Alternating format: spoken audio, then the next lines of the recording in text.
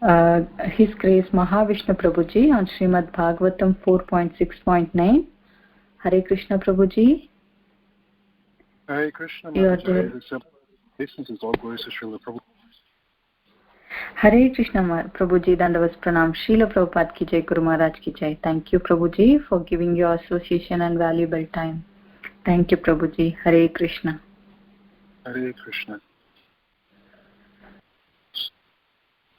I hope everyone can hear me well enough. I tried to put together a better connection and microphone system, so I hope everyone can hear me better than previously. So as Mataji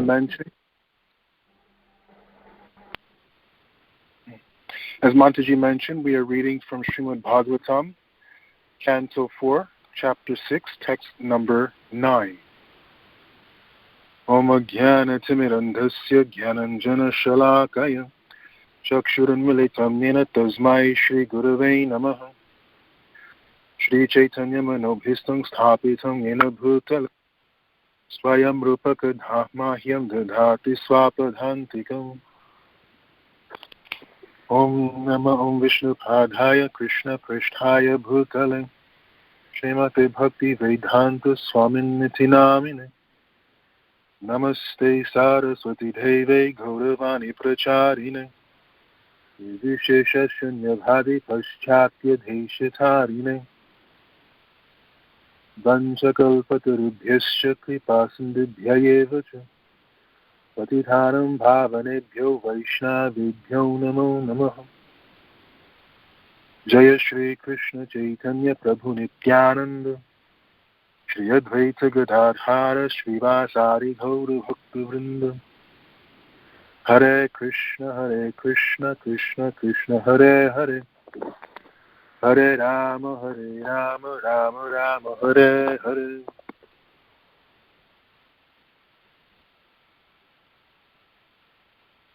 Om Namo Bhagavate Vasudevaya.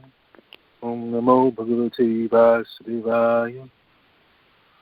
Om Namo Bhagavate Vasudevaya.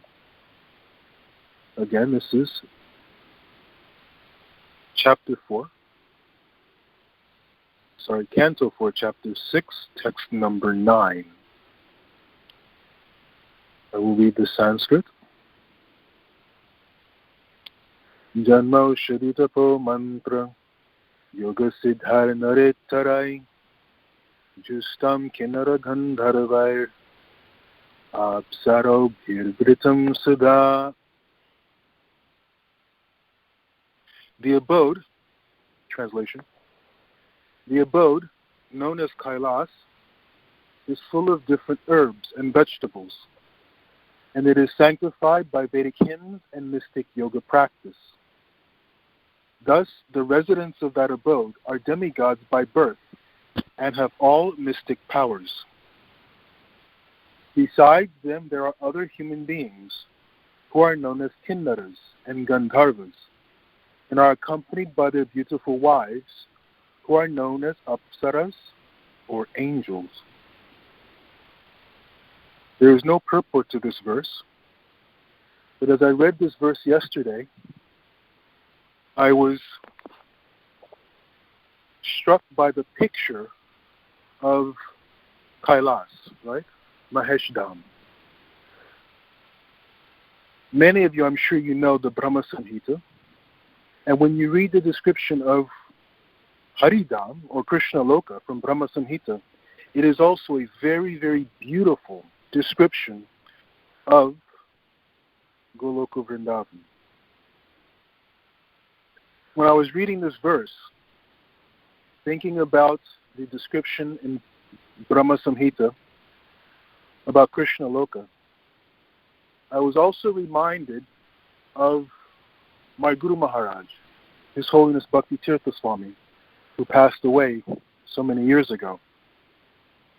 He passed away. He suffered from a cancer ailment, and he passed away. It was 2005 he passed away.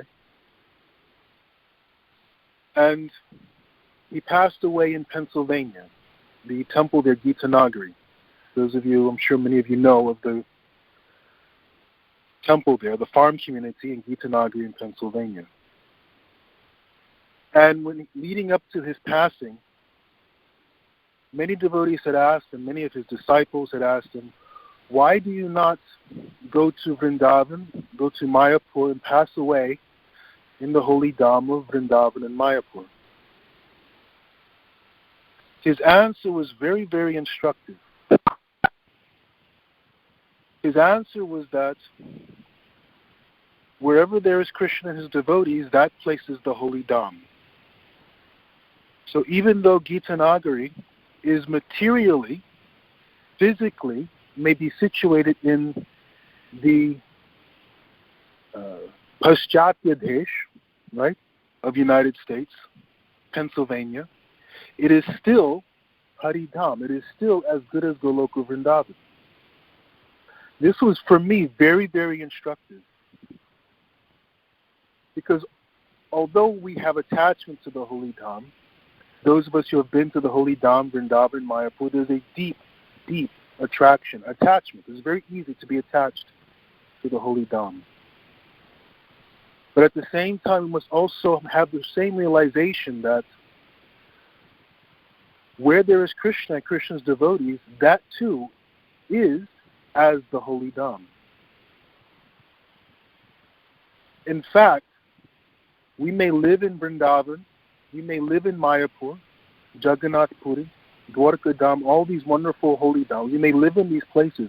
However, if we do not render service to the holy dham, render service to the sages and the sadhus and the great devotees who reside in the holy dham, then we know from Srimad Bhagavatam, we are no better than a cow or an ass. Right? Because when you go to Vrindavan, there are many cows, many asses wandering around, drinking the water from the Yamuna, bathing in the waters of the Ganges, eating the tulsi plants that grow all over the forests of Vrindavan.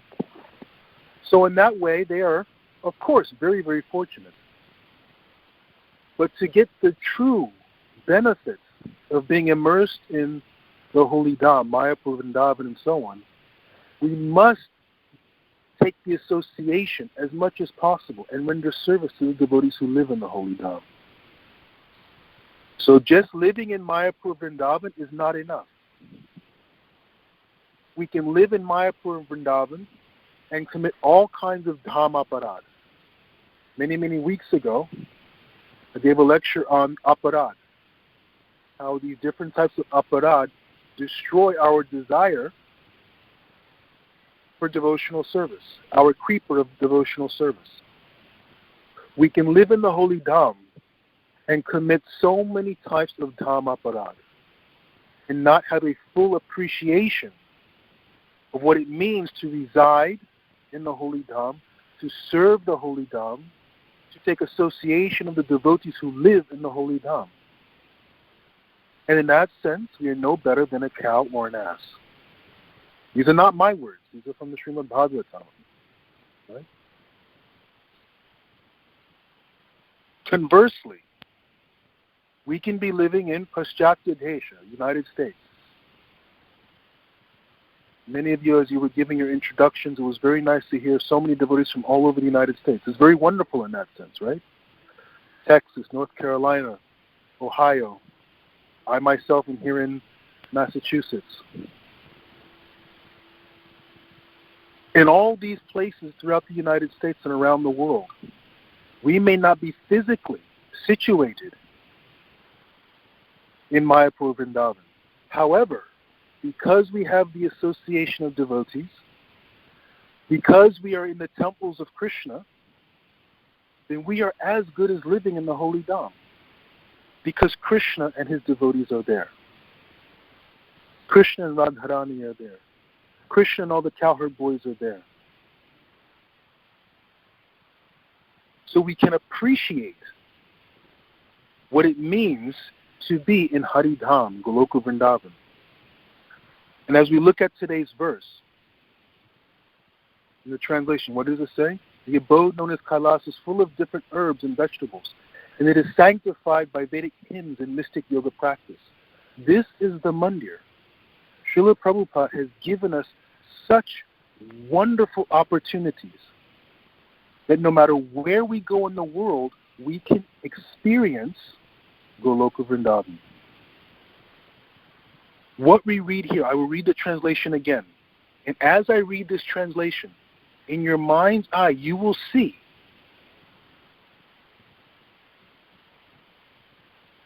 and experience your local temple, whether you're in Texas or Ohio, wherever you may be. The abode is full of different herbs and vegetables. It is sanctified by Vedic hymns and mystic yoga practice. Thus, the residents of that abode are demigods by birth and have all mystic powers. Besides them, there are other human beings who are known as kinnaras and gandharvas, and are accompanied by their beautiful wives who are known as apsaras. In other words, in our temples that Srila Prabhupada has established all over the world, it is no different from being in Vaikuntha. Vedic hymns are chanting. We have the Mangalarti program, the evening Arti program, the wonderful prayers we share with the other devotees, kirtan, bhajan. The Vedic hymns are constantly being chanted, practicing the mystic yoga process of bhakti yoga. It is the same, it is no different in these temples that Srila Prabhupada has established for us. What does it say here? The residents of that abode are demigods by birth and have all mystic powers. The devotees who live in the temples, the devotees who serve the temples, they are as fortunate as demigods. We know this from the Bhagavad Gita, right? Arjuna asks Krishna, my dear Krishna, what happens to those yogis who do not complete, who are not mature in their yoga practice? What happens to them? Are they left bereft? Are they left floating in a kind of no man's land? Because neither are they spiritually mature, nor have they progressed in karma kanda activities. So what happens to such persons? Krishna says no.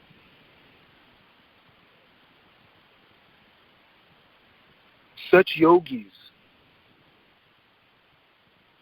exist for some time in the higher planets, after which they come back to the Martyaloka, this world, the earthly planet, and they take birth in the families of pious people, and they begin again their devotional practice. So the devotees in our congregations, these are highly fortunate devotees. They are, by the very definition, by the very fact that they are part of a devotee community, they are as fortunate as demigods. This is something we must realize and understand. The devotees around us are demigods, are extremely fortunate, highly elevated personalities, even though there is some fault, right? We know from the 9th chapter of Bhagavad Gita, Krishna says, the devotees are maybe some fault. They may be the most sinful of all sinners, but if they're situated on the boat of transcendental knowledge, what happens? They are to be considered saintly because they are properly fixed in their determination. So the devotees in our congregation, the devotees in these temples, these little pockets of Goloka Vrindavan all around the world, they are inhabited, they are staffed by demigods.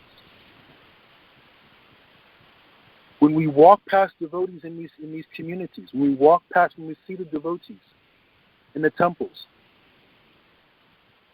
even though on the surface they may have some blemish, like the surface of the moon, we must come to realize and appreciate the fact that because they are fixed in their determination, in their desire to want to come closer to Krishna, they are to be considered saintly persons, demigods by birth, because they would not be there by accident. The devotees in the temples, the devotees who serve in the mandirs around the world, they are not there by accident. They have accumulated an enormous amount of Agyata-sukriti, an enormous amount of mercy from Srila Prabhupada, an enormous amount of punya from all kinds of sources we have no idea.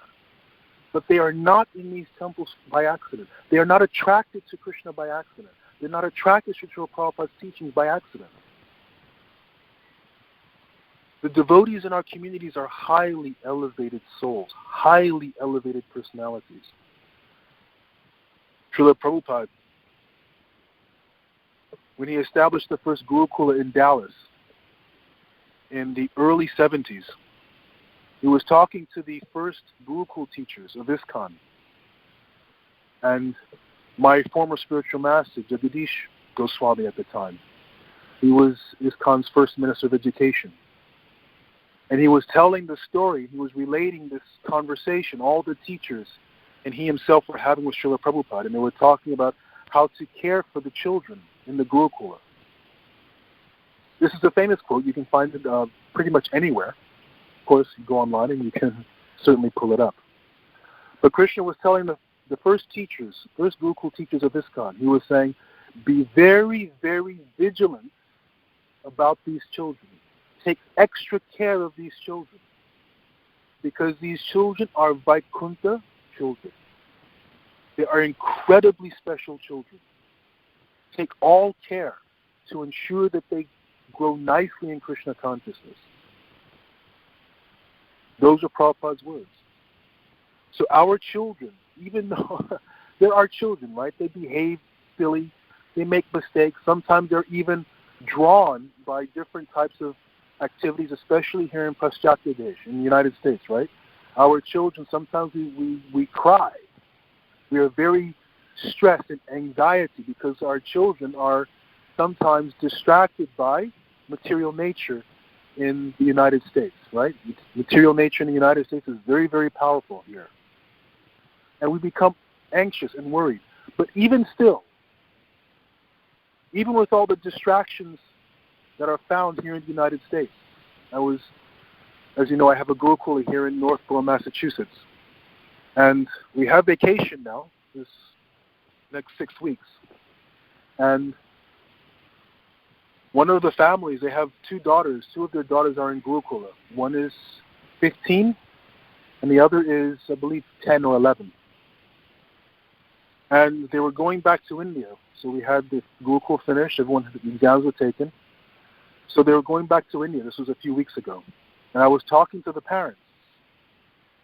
And the husband was staying, but the mother was taking the daughters back to India to visit family and so on. And I was talking to the parents, and I was saying, well, can't wait till your children come back. They did very, very well. I was talking about their report card and things like that. And the parents says, well, we don't know if we're going to be coming back.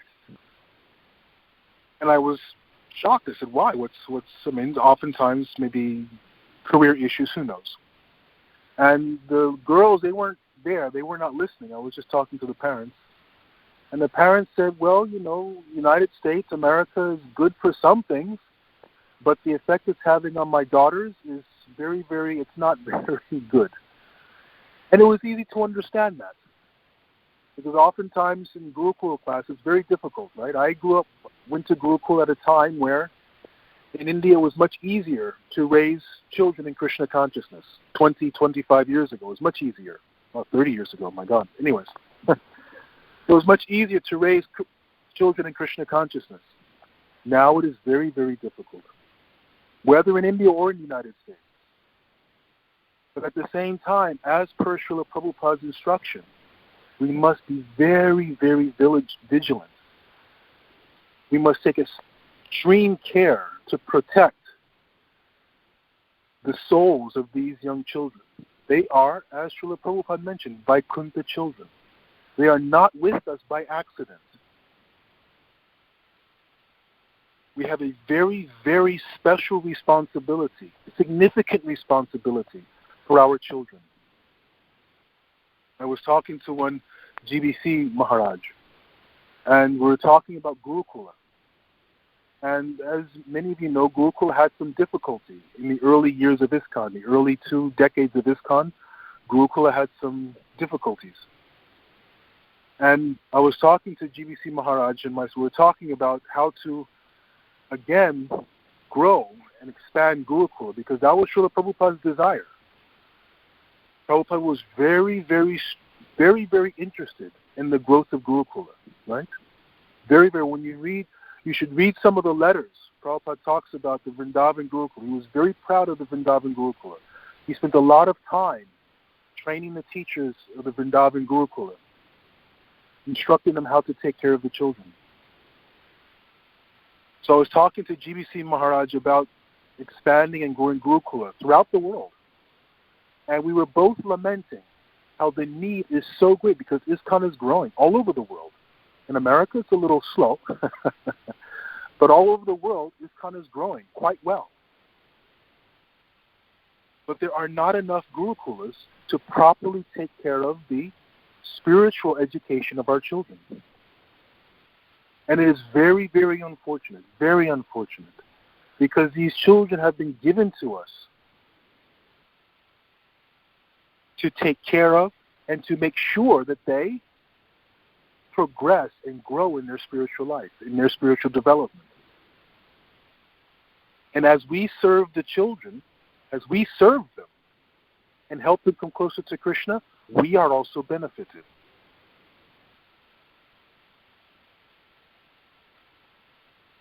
This was a very, very beautiful verse. When I was looking at the verse yesterday, I was thinking, oh my God, this verse does not have any purport. What am I going to do? And immediately Srila Prabhupada and Krishna just revealed the beauty of this verse, because it is exactly how our temples are.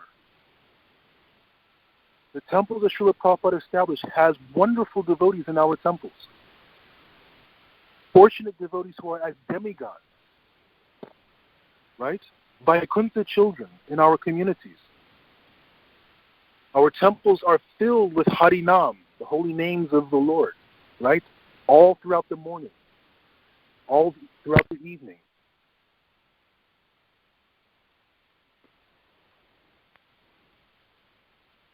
Another thing we can understand from this verse is to take very good care that in a situation where the community, our devotee community where we live, wherever you are throughout the United States or around the world, wherever you are, we should take very much care and attention to make sure that if the temple is not as beautiful as this description of Kailas, then we should work towards developing the temple so that it becomes as beautiful as this description of Kailas.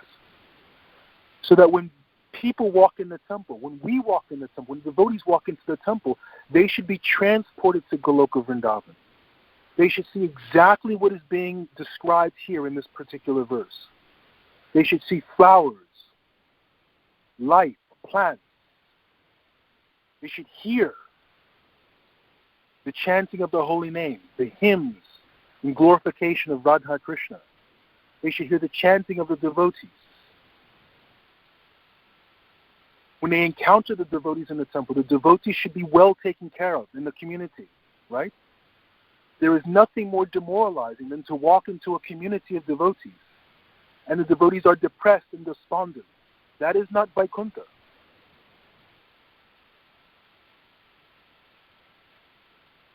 In our communities, if devotees are having problems, it is wonderful how Radhanath Maharaj has developed the counselor system to ensure that devotees are properly taken care of, not only spiritually, but emotionally as well, because we are conditioned souls. We are conditioned souls. When things go wrong in our financial life, in our personal life, in our emotional life, it affects our spiritual life because we are conditioned, right? We are not Narada Muni. Not yet. So in our community, when devotees are having difficulties, we must all hold hands and together try to lift that devotee to the best of our ability. No matter the situation they are going through, no matter the difficulty they are going through. Because our temples, the temples that Srila Prabhupada has given us, these are Vaikuntha.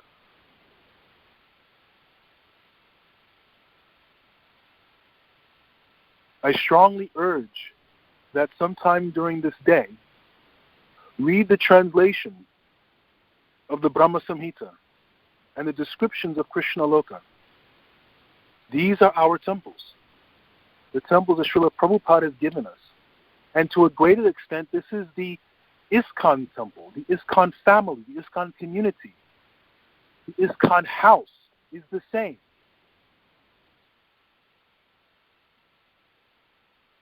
ISKCON is not an organization. ISKCON is not a multinational corporation. ISKCON is a house in which the whole world can live.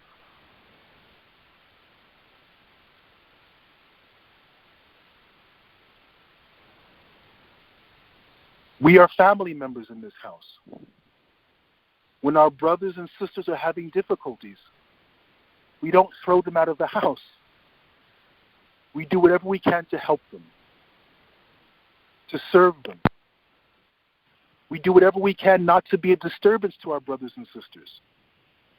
And of course in the family there's always difficulty. It always, this one said this one said that, this one looked at me the wrong way, right? That's the nature of a family.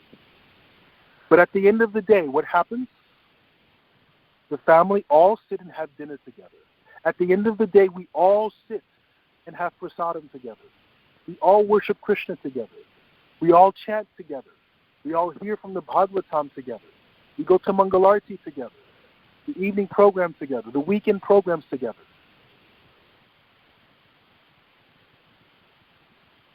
Dadati pratigrhnati guhyamakati prachati bhunte bhujayate chaivam sadvidham pratilakshanam. We offer prasadam to others, and we take prasadam with others. We give gifts and tokens of appreciation to others, and we receive gifts and tokens of appreciation from other devotees. And we reveal our minds in confidence. And we listen to others reveal their minds in confidence as well. No gossiping. No talking behind other devotees' backs. No criticizing and demeaning devotees. Unless you are the guru, there is no need to criticize. Unless you are the manager of that particular devotee, there is no need to criticize. But we should show appreciation. And not appreciation simply to glorify a person's ego, but appreciation in the sense that we say, my dear, wonderful Krishnadas, I would really like to learn to serve Krishna the way you do. I would like to learn to cook halava the way you do. I would like to learn to make garlands the way you do.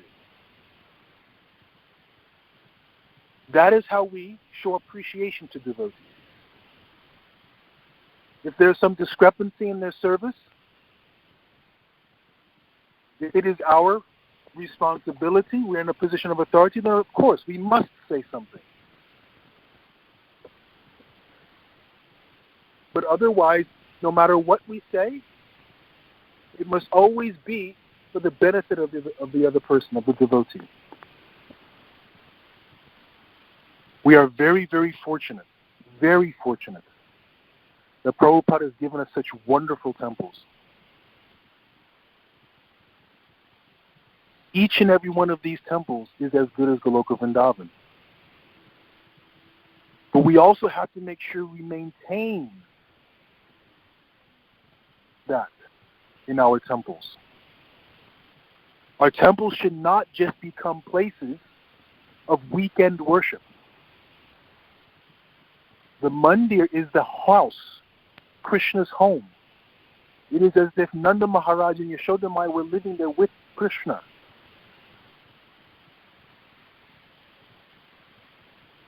The temples that Prabhupada established are just not houses of worship. They are the home of Radha Krishna. They are the replica. No, they're not the replica. They are themselves. Goloka Vrindavan manifests here in the United States, or wherever you may be listening from.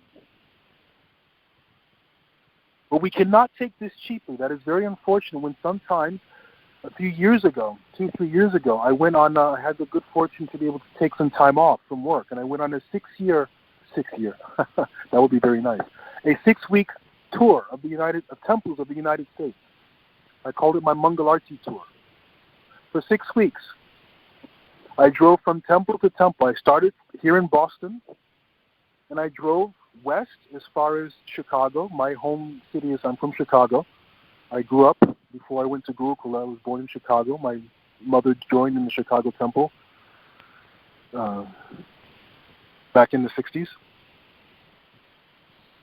So I went from Boston, I went all the way west to Chicago, then I went south. So basically the eastern half of the United States, I hit almost 20 temples. Every temple I would go to, I would go to make sure I would arrive at Mangalarti time. I would stay throughout Mangalarti, the morning program, Guru Puja, class, breakfast. Then I would rest. Then in the afternoon, I would get in the car and I would drive to the next temple, making sure that I would get there for Mangalarti.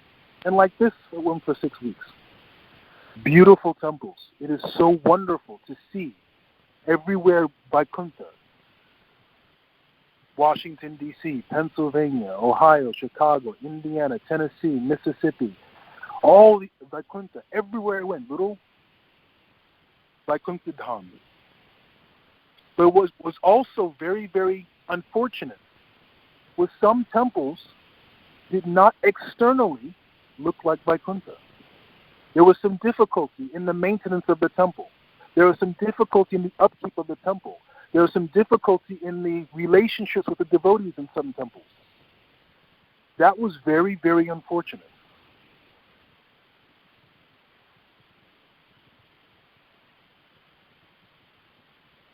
There was a famous quote by Srila Prabhupada.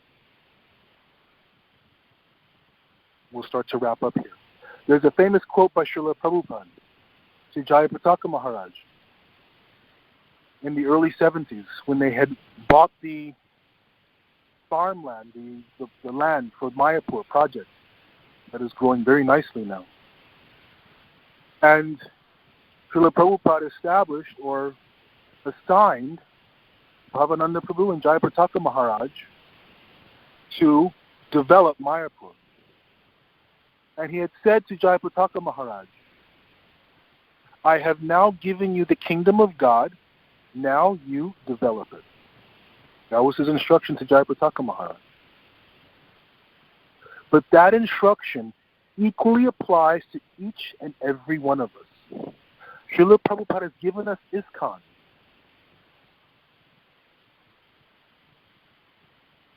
which is a direct replica of Vaikuntha. And it is up to us. We are responsible to develop it, to treasure it, to maintain it, to grow it, to expand it, to make sure it is all-inclusive, to make sure that it is indeed a house in which the whole world can live. This is our responsibility. It was not only to Jayapataka Maharaj. It was for each and every one of us. Let's not make the mistake of seeing ISKCON as a multinational corporation. Let's not make the mistake of seeing ISKCON, an ISKCON temple as a single house of worship. Let's not make the mistake of seeing devotees as simply people who staff a temple without knowing what they're doing. Let's not make the mistake of allowing our children to be distracted by the material energy in these countries. Let's not make these mistakes. Our children are Vaikuntha children. Our temples, Srila Prabhupada's temple,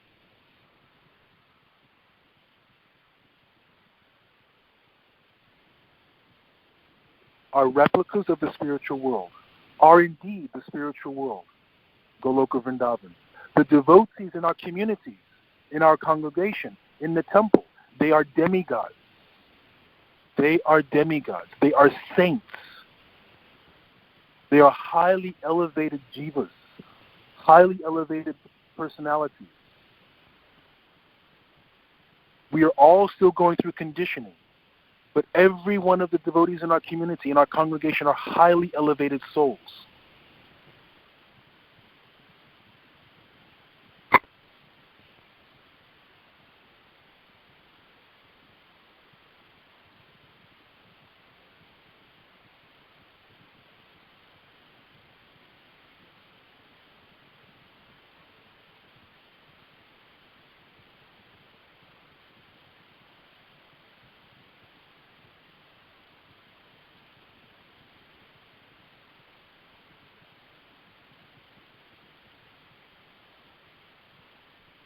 Hare Krishna Mataji, Dandavat Pranam, not able to hear. Hare Prabhuji, drop the phone. Hare Krishna, I think Prabhuji got cut off. Call him.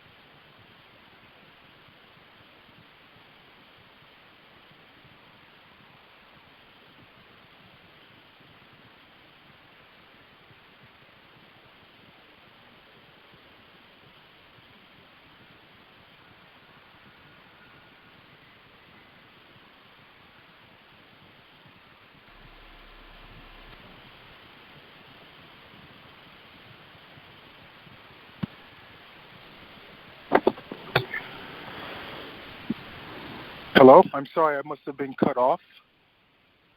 Yeah, Hare Krishna Prabhuji, we can hear you now. Oh, I'm sorry about that. So if there's any questions or comments, we can address at this point. Again, forgive me for accidentally cutting everyone off or cutting myself off from the Association of Devotees.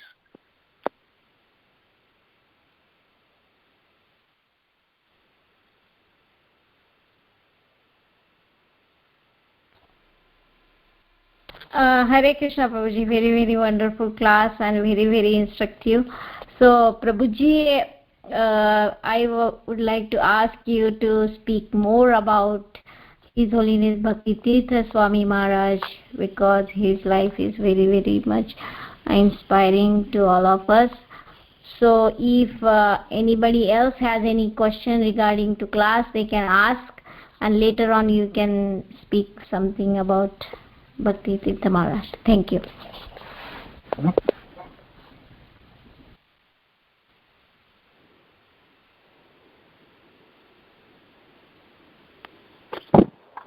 Hare Krishna Prabhuji, Dandavat Pranam, and glories to Srila Prabhupada and Guru Maharaj. It's a very, very inspiring class. You covered all the points, what stood our mood in this moment, like from how we should grow our children, how we should have devotees, treat each other. Means everything you covered. It was very inspiring, Prabhu. Thank you so much. From the childhood you were in this moment and till now, whatever you have realized,